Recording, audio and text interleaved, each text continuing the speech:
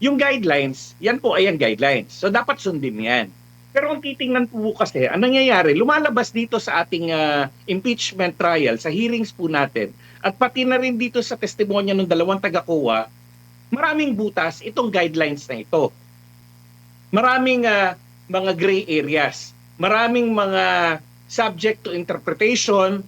Ito nga yung mga bagay na sinasabi na subject to construction and interpretation. Meron kasing may pagdududa o kaya may agam-agam kung paano i-interpret yung mga provision na ito. So, kung sasabihin as a general guideline, sapat na siya. Pero yung mga butas dyan, lumalabas, kinakailangan klaruhin. Kasi nagkakaroon ng pagkakataon, tulad ditong dalawang taga-COA, yung dalawang auditors ng COA, nagkakaroon ng pagkakataon na yung mga auditors, yung interpretasyon nila, yun ang ginagamit nila para maging basehan, para sabihin na lumabag ka sa batas. Kanina po, marami pong mga natalakay, maraming emosyon, maraming diskurso at debate. Naging malinaw po ba na merong impeachable offense na nagawa na nagtuturo dito kay Vice President Sara Duterte, Attorney? Ayan po, ayoko ilagay yung sarili ko na dun sa upuan ng senator judges. Pero ang klaro pong makikita natin doon, ang sasabihin ko na lang kasi babalik natin, ano ba yung pinag-uusapan? Yung mali daw na paggamit ng confidential funds at ito raw ay pwedeng basihan for betrayal of public trust.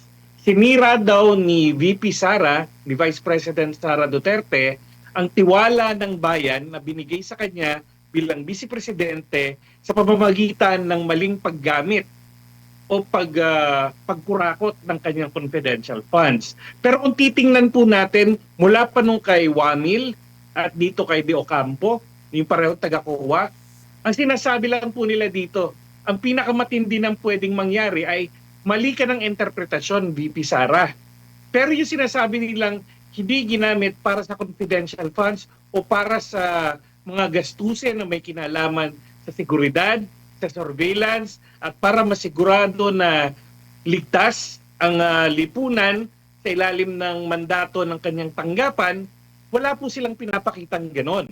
Ang napag-uusapan nga po, lumalabas pa na ang nagiging diskusyon o debate, tama ba yung interpretasyon ng COA doon sa mga sinumite, doon sa probisyon ng Joint Circular 2015-01 at yung mga dokumentong sinumite ni VP Sara. Ibig sabihin, yung sinasabi nila na 125 million ba yun? 125 million na confidential funds, hindi nila sinasabi na ito ay ginamit niya pang personal na gastos o para sa kanyang luho o para siya ay magpayaman. Ang sinasabi lumalabas, meron talagang paliwanag si Vice President Sara at ang kanyang tanggapan saan ba napunta yung pera na ito.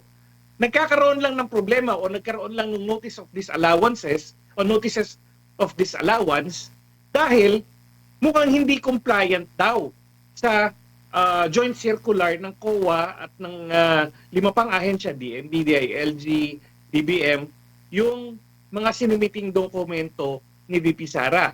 Pero kung mapapansin nyo nga po, ito talaga yung punot dulo ng lahat. Mukhang lumalabas na ang nagsasabi lang na mali yung sinumiti nila ay yung mga taga-COA mismo. Interpretasyon nila. Kasi kung titingnan mo yung sinumite ni VP Sara at ng kanyang tanggapan, kumpleto sila. Kung gagawin mong checklist yung nakalista doon sa Joint Circular 2015-01, kumpleto sila eh. Kaya tingnan nyo, balikan nyo yung testimonya ni Wamil at itong testimonya ulit ni De Ocampo ngayon. Lumalabas, ang parang sinasabi nila, mali ang sinadmit ni VP Sara, ni Vice President Duterte. Mali yan. Pero nung tinanong sila, anong basihan nyo? Kasi feeling ko mali. Kasi sa interpretasyon ko, mali. Kailangan, pagkagagamit ka ng confidential funds, Pagka ang pinagamitan mo ay reward or for information, kailangan may proof of success ka. Kailangan may nahuli ka. Kailangan may nakulong ka. Di ba? Parang, teka muna, itong mga taong ito, itong si Wamil at si Di Ocampo, yun ang mga taga-COA, sila nagsasabi na hindi, ito dapat ang parameters of success para tawagin niya na isang legitimate confidential expenditure. Kailangan ganito lang. Kaso wala naman silang training. Sila mismo nagsabi, wala naman silang training sa intelligence. Wala naman silang training sa security. Hindi nila naiintindihan ng mga basis and fundamentals and basics of surveillance. So, ano yung pinag-uusapan natin dito ngayon? Ang parang pinag-uusapan, teknikalidad. Ang teknikalidad, hindi yan ang hindi pagkakaintindihan o pagkakaiba ng interpretasyon sa teknikalidad, hindi yan betrayal of public trust. Hindi panlilin lang sa bayan yan. Hindi pagsira ng tiwala ng bayan yan. Yan ay pagpapakita na may problema yung ating mga patakaran kung kaya't may dalawang ahensya na magkaiba ang interpretasyon. Pero kung titingnan mo talaga, ano ba talaga yung espiritu ng betrayal of public trust sa pamamagitan ng maling paggamit o pagnanakaw ng confidential funds, ang talagang punot dulo nito, kailangan mapakita nila talagang kinamkam na napakasaba ni Vice President Duterte sa kasamaan niya, ninakaw niya at ginamit niya sa pansariling kapakanan. Pinambili niya ng sarili niyang kotse, nilagay niya sa maleta at ginamit niya pambili ng mga alahas para sa kanyang luho. Wala silang pinapakitang ganon. Lumalabas ang debate nga, teknikalidad lang. Kaya kung ako ang tatanungin, base sa ebidensya at kung betrayal at public trust lang ang pinag-uusapan, parang hindi mo tatanggalin ng isang tao na may mandato mula sa napakaraming Pilipino dahil lamang mali ang interpretasyon o iba yung interpretasyon niya ng joint circular dun sa interpretasyon ng mga tao na nagre-report dun sa mga kalaban niya, ng mga taga-COA. Kasi kung titingnan natin, 2023, yan na yung panahon na medyo nagkakaroon na ng rift o medyo nagkakaroon na ng lamat ang relasyon ng mga Duterte at ng mga Marcos. Di ba hindi ka nagtataka bakit parang biglang nung panahon na yun biglang nagkakalabasan ng problema na to? Opo. So, yan ang talagang dapat ilagay natin sa isip. Pabalik tayo. Ang kaso dito, hindi yung confidential funds, kundi betrayal of public trust. Yung betrayal of public trust, sinasabi nila, kaya may pagtataksil sa tiwala ng bayan dahil sa maling paggamit ng confidential funds. Pero yung maling paggamit na to, para maging talagang impeachable offense, katanggap-tanggap na nandun siya sa level na kinakailangan mo nang tanggalin yung isang impeachable official tulad ng Vice Presidente dahil napakasama niya at pinagtaksilan niya ang bayan, kailangan pakita mo talaga na napakasama ng ginawa niya. Hindi yung papakita mo na, ay, iba yung interpretasyon kasi ng COA doon sa interpretasyon mo. Opo. So, yun talaga yung bottom line doon. Opo. Sa tingin niyo po, sapat na ba yung Joint Memorandum Circular para ma-interpret ng tama ng isang COA auditor kung paano ginamit o tama ba ang paggamit ng confidential o ng intelligence fund po? Kasi pinagtatanong siya ng marami kanina, kaugnay doon sa surveillance at kung ano-ano pa. Dapat yun lang ba ang maging basehan, lalo na dito sa special na klase na pondo na ito po, attorney? Ganito po, yung guidelines, yan po ay ang guidelines. So dapat sundin yan. Pero kung titingnan po kasi, ang nangyayari, lumalabas dito sa ating impeachment trial, sa hearings po natin, at pati na rin dito sa testimonya ng dalawang taga-COA, maraming butas itong guidelines na ito. Maraming mga gray areas. Maraming mga subject to interpretation. Ito nga yung mga bagay na sinasabi na subject to construction and interpretation. Meron kasing may pagdududa o kaya may agam-agam kung paano i-interpret yung mga provision na ito. So, kung sasabihin, as a general guideline, sapat na siya. Pero yung mga butas dyan, lumalabas, kinakailangan klaruhin.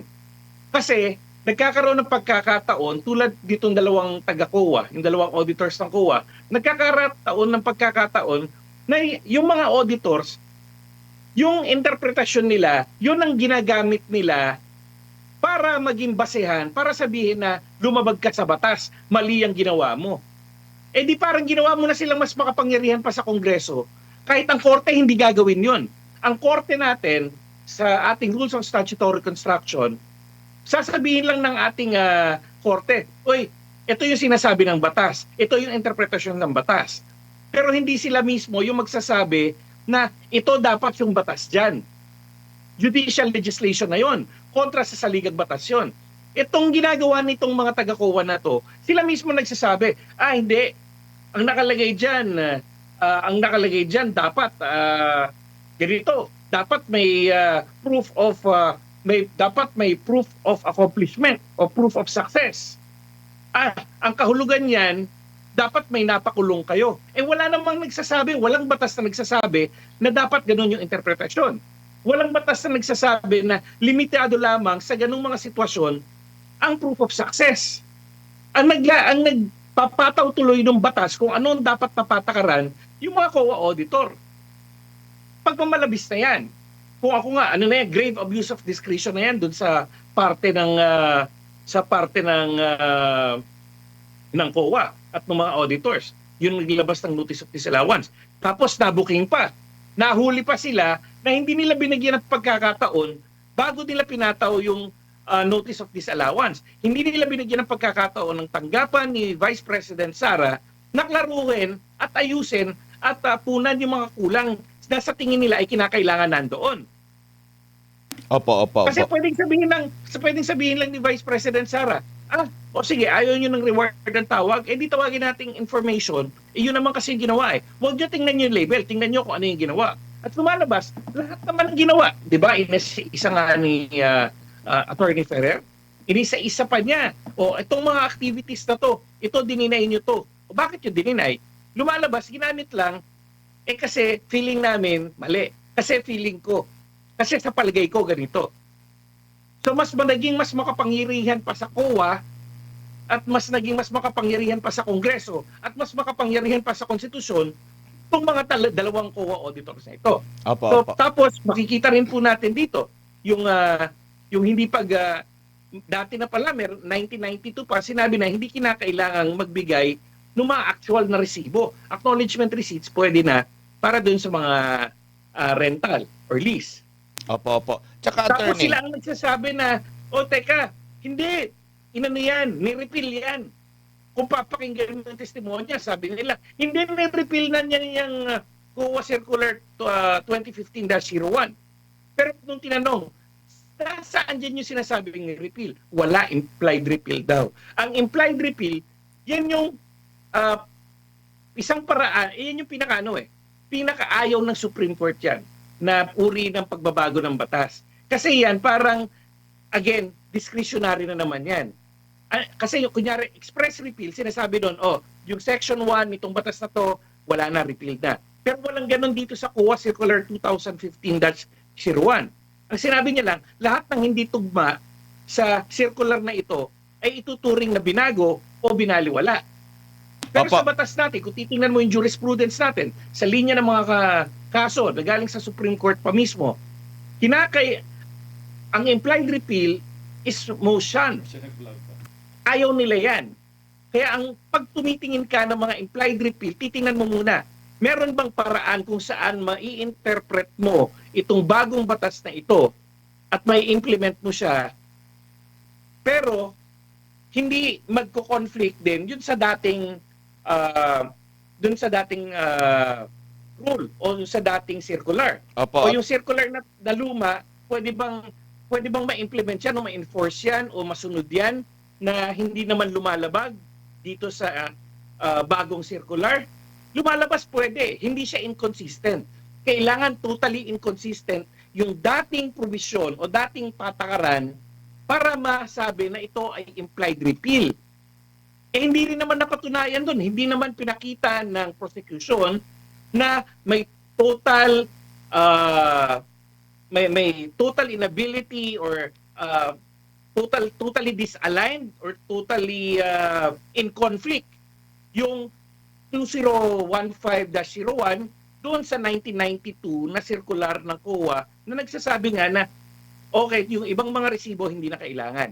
Pwede na acknowledgement receipt. So makikita niyo, kulang talaga itong circular 2015-01. Ang problema nga lang, lumalabas na dahil maraming butas at maraming gray area itong 2015-01, mukhang ginagamit talaga siya para ipitin o pahirapan o hanapan ng butas ang tanggapan ni VP Sara.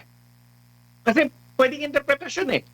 Pwedeng parehong interpretasyon, they will always interpret it na para palabasin na may maling ginawa ang tanggapan ni VP Sara. Attorney, Diba? Oh, yes po. opo, makasingit lang po ng tanong po, attorney. Kapansin-pansin din po na halimbawa yung pinaggamitan po ng confidential fund, inaangguluhan po, bago pa man natin malaman yung nitty-gritty ng ginastusan, inangguluhan pa na itong confidential fund ginamit lang sa isang event, Christmas party at kung anong mga pagtitipon. Yung mga ganito pong mga pahayag na hindi talaga binabanggit, no, actually kanina lang natin nalaman na saan ba ginamit, yung sa surveillance, preparation, yung sa threat sa assessment at kung ano-ano pang pinaglaanan ng pondo.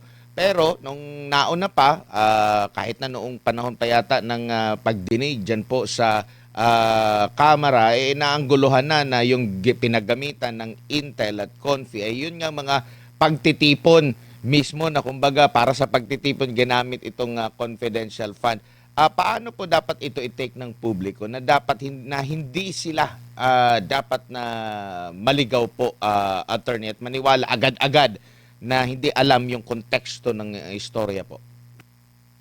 Ito nga po sa ganyang sitwasyon po, una, dapat syempre alamin muna natin na kung ano ba talaga ang totoo. Pangalawa, klaro na nagsisinungaling sila. Yung half-truths, di ba minsan mas matindi pa o mas nakakasakit pa yung mga half-truths kaysa dun sa outright lie. Kasi ginagamit nila half-truths hindi ginamit nila yan para lamang panggas sa mga sasakyan nila, para magliwaliw. Teka muna, ano ba yung pinuntahan niyang pagliwaliw? Saang lugar ba yon? Nagpunta siya sa isang rebel-infested area. Siyempre, kinakailangan magpadala ng mga advanced units doon para surveillance, para yung ruta, bantayan. Diba? Kailangan alamin yon. Pero ang so kailangan alam natin at maging wari na ang ang taong bayan, lahat ng nanonood at nakikinig, huwag kayo masyado nagtitiwala o huwag kayo nagtitiwala dun sa kung ano yung sinasabi nila, lalo na sa mga press conference ng prosecution. Kasi hindi nila sinasabi ang totoo. Binabaluktot nila. Ito na nga bendalo na, bend the facts pa. Wala sa konteksto. Pero ang pinakamahalagang reaction dapat ng mga tao ay magalit. Bakit? Ginagago na tayo. Pasensya live. Niloloko na tayo. Diba? Parang harapan tayong pinagmumukhang tanga.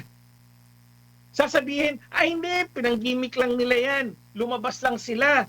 Pinakuha nila ng mga table yan. Hindi, kumuha lang sila para kumuha ng mga hotels para sa kanyang mga tauhan. Teka muna, ano ba yung ginawa kasi ng lugar na yon? Buti sana kung nag-good time lang. Gumawa ng surveillance, nagsagawa ng mga pag-aaral, gumawa ng mga advanced recon sa mga ruta na pupuntahan nila. Kaya kinakailangan gawin yun. Nagkaroon ng mga pagpupulong. Siyempre, pagka nagpupulong ka, may mga kailangan kang ayusin na venue. Kasama din sa mga usapan yon. Diba? Dapat maghalit na tayo. Harapan tayong nililinlang, harapan tayong niloloko. Kaya pag tingnan nyo ngayon ng prosecution, wala na silang kredibilidad.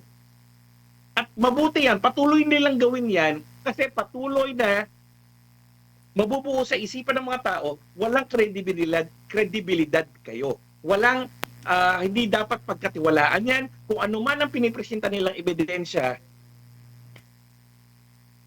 hindi dapat binibigyan ng pansin o hindi dapat binibigyan ng bigat. Ganun dapat ang tingin sa kanila. Nakakagalit na eh. Kasi harapan ng panlilinlang yung ginagawa nila. Akala yata nila ang taong bayan ay maloloko nila at lahat tayo ay bobo. Opo. Attorney, bago lang si partner MJ, may pagkakataon po ba na halimbawa kasi nabanggit nga natin na kanina na sariling interpretasyon. Along the way, during sa due process, may mga apela hanggang sa korte pa yan na nagkakamali din yung interpretasyon ng COA at pinapayagan po yung naisumite na mga dokumento nila. Iba lang yung interpretasyon ng COA. May mga pagkakataon po bang ganyan, attorney? Opo, meron mga pagkakataon po na ang notice of disallowance nga po binabaliktad pa. Meron niyang proseso, ang notice of disallowance po, may proseso yan para umabot at baliktarin yan ng COA mismo. At kung ang COA mismo, ang commission mismo, ay pagtibayin to, pwede pa iakyat sa korte yan. So mahaba pa pong proseso yan. Baka nga mamaya, matapos na yung kung magkaroon tayo ng eleksyon ng 2028 plus 6, so 2034, baka mamaya tapos na yung termino ng sunod na presidente, hindi pa tapos yung proseso kung mapa-finalize ba yung notice of disallowance na yan. May proseso po yan. Pero ito yung problema, lumalabas po kasi na shinortcut ng COA, ng mga auditors na ito, yung pagpapakita o paglabas o pag-interpret ng mga provision kontra kay VP Sara. At kung titingnan nyo, kung lalagyan nyo ng konting mali siya, nagko-coincide siya yung paghihigpit nila sa interpretasyon, nagko-coincide siya doon sa panahon na nagkakaroon na ng lamat ang relasyon ng mga Duterte at ng mga Marcos. Para naman yatang medyo talagang maglalagay ka ng duda dyan. Ngayon, isa pang punto, kung dadalhin nga sa criminal case pa itong paglabag na ito sa mga proseso base sa kanilang interpretasyon na ganun ang tingin nila o pananaw nila sa batas. Kung criminal case lang ito, dismiss na kaagad to. Bakit? Kasi ang sinasabi ng batas, kapag ka merong interpretasyon kung saan yung isa ay pabor sa akusado at yung isang interpretasyon naman ay pabor o laban doon sa akusado, yung interpretasyon kung saan mas pabor doon sa respondent o sa akusado ang tatanggapin o gagamitin ng korte. So kung criminal case yun. Ang impeachment kasi, kung titingnan mo yung mga naging desisyon na ng Supreme Court sa Francisco case at sa iba pa, ang turing at sa pati na rin sa mga records ng Constitutional Convention, ang ebidensya na kailangan mo sa impeachment, nasa pagitan niya ng substantial evidence. So mas mataas siya kaysa dun sa ebidensya para sa administrative case, pero mas mababa siya doon sa ebidensya na beyond reasonable doubt para sa mga criminal cases. So kung gano'n ang titingin mo, at kung ganyang uri ng mga ebidensya ang meron ng prosecution, lalo na dito sa confidential funds, at objective lahat ang senator judges, naboboto sila ayon lamang sa prinsipyo ng batas at dun sa mga facts na mapapatunayan, nakatanggap-tanggap legally sa korte, sa impeachment court, absuelto si Vice President Sara Duterte dyan.